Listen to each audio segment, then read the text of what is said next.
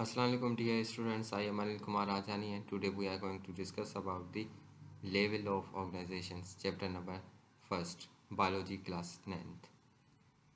आज के जो हमारा टॉपिक है वो है आज का जो टॉपिक है इसके अंदर हम जो है वो डिफरेंट टाइप्स की ऑर्गेनाइजेशंस की जो लेवल्स हैं उनको हम डिस्कस करेंगे कि लिविंग ऑर्गेनिजम्स के अंदर कौन सी लेवल्स की जो है वो ऑर्गेनाइजेशन की हुई है। सबसे पहले जो आती है उसे हम कहते हैं एटॉमिक लेवल।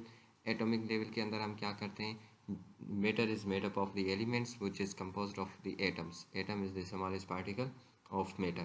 एटम जितने भी दुनिया के अंदर मैटर हैं वो सब किस चीज़ के बने हुए हैं, एलिमेंट्स के बने हुए हैं। और हर एक एलिमेंट जो है वो किस चीज़ का बना हुआ होता है, किसी न किसी एटम का बना हुआ था। तो मैटर जो है वो किसके बने हुए हैं होते हैं, एलिमेंट्स के। और एलिमेंट्स किस चीज़ के बने हुए हैं, किसी न किसी एटम के बने हुए हैं। तो इस हिसाब से जो एटम है वो क्या होती है, smaller particle of a matter. हम उसे स्मॉलेस्ट पार्टिकल नहीं कह सकते क्योंकि उसके अंदर और भी जो है वो क्या है, पार्टिकल्स प्रेजेंट है, तो इसलिए हम इसे स्मॉलर पार्टिकल के तौर पे कंसीडर करते हैं। सो एटम जो है वो क्या है, smaller particle of a matter.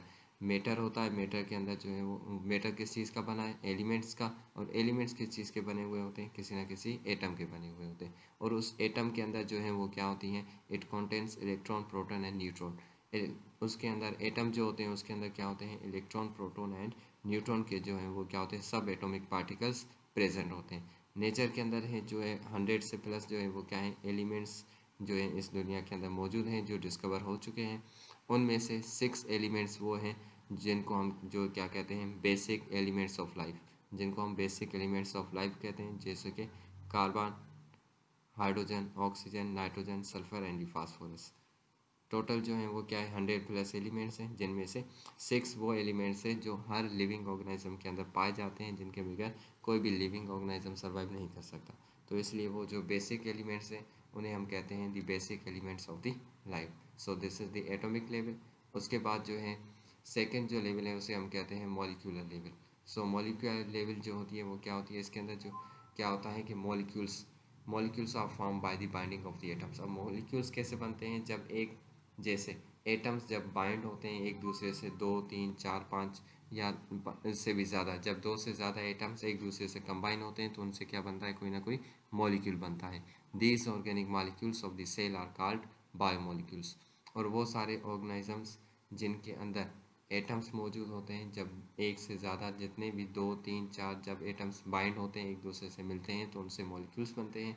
और वो सारे मॉलिक्यूल्स जो ऑर्गेनिक हैं, नेचुरल हैं, उनको हम कहते हैं biomolecules. They are classified as macromolecules and the micromolecules. जितने भी मॉलिक्यूल्स हैं उनको हम क्लासीफाई करते हैं 2 एग्जाम में, माइक्रोमॉलिक्यूल्स एंड मैक्रोमॉलिक्यूल्स। सो माइक्रोमॉलिक्यूल्स कौन से होते हैं, जैसे कि glucose, amino acid and the fatty acids, इनको हम कहते हैं माइक्रोमॉलिक्यूल्स।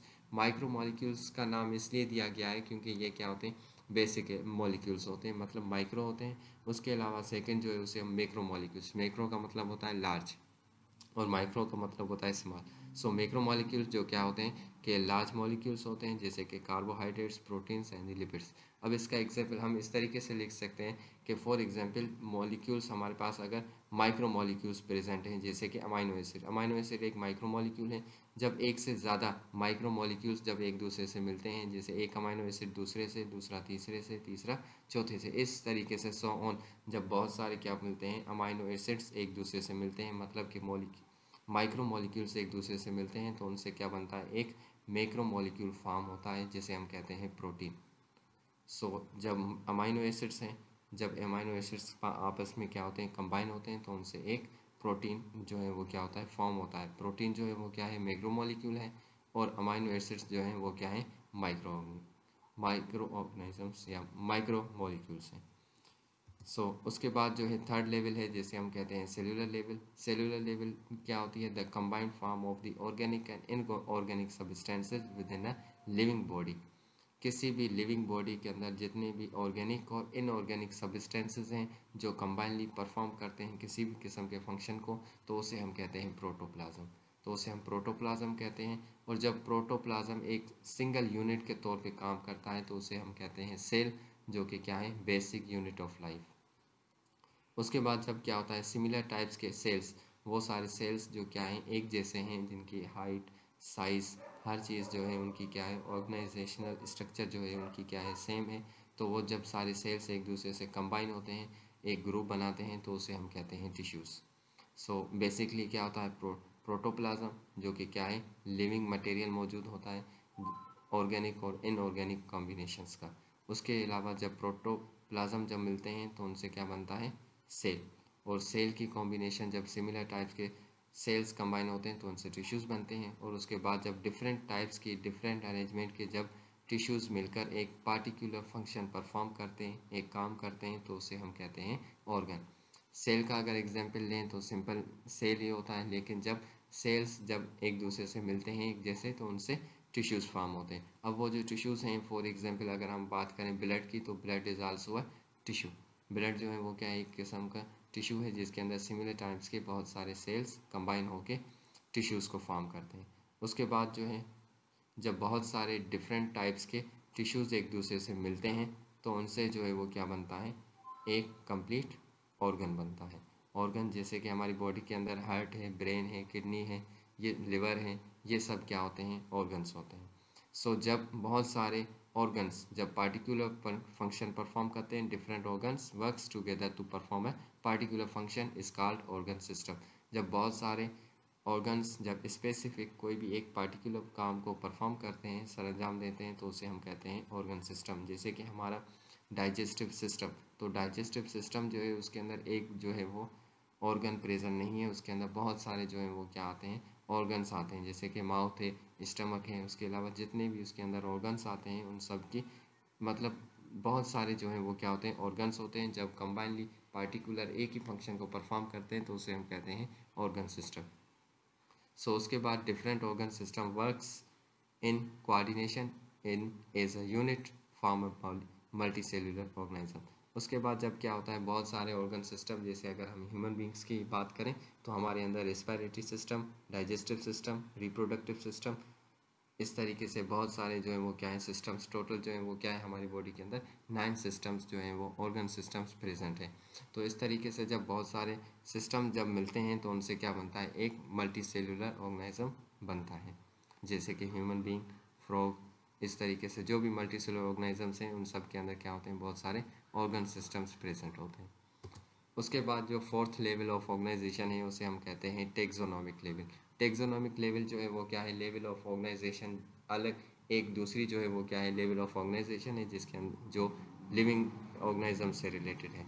तो उसके अंदर क्या होता है कि टेक्सोनोमिक लेवल जो है अरेंजमेंट की, इसके अंदर हम क्या करते हैं, उनको जो है अलग अलग तरीक़ों से हम अलग अलग जो है उन सारे आइडेंटिफाई करते हैं ऑर्गेनिजम्स को। सबसे पहले जो टेक्सोनोमिक लेवल है उसके अंदर जो स्मॉलेस्ट जो लेवल है उसे हम कहते हैं स्पीशीज़। स्पीशीज़ के अंदर क्या होता है, organisms with morphological similarities and can interbreed.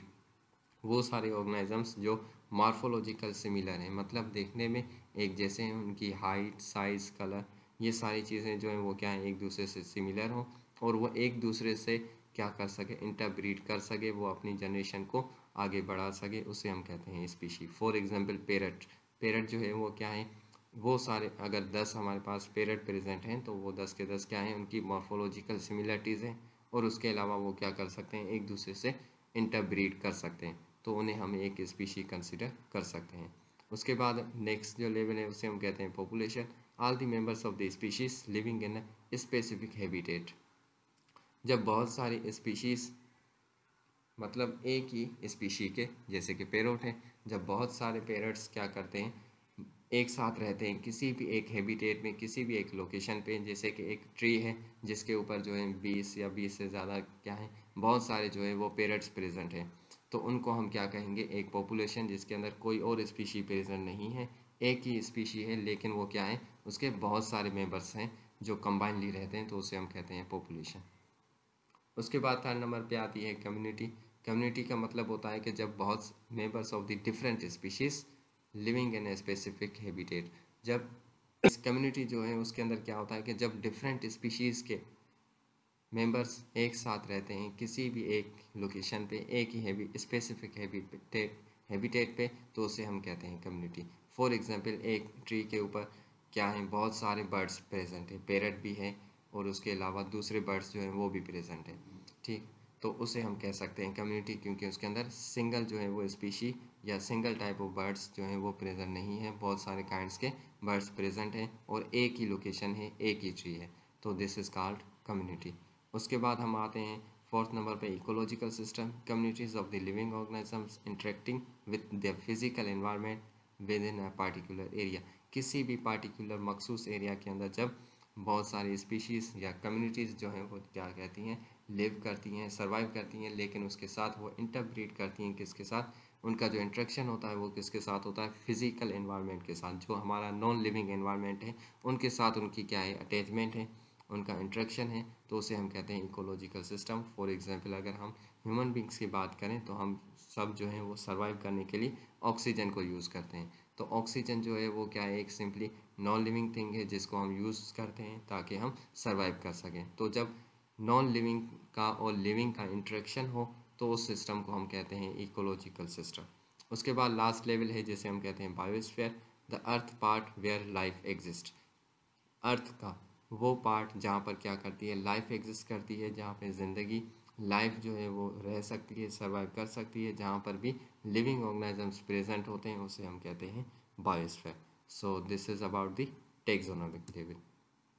उसके बाद हम आते हैं यूनिसेलुलर ऑर्गेनाइजेशन।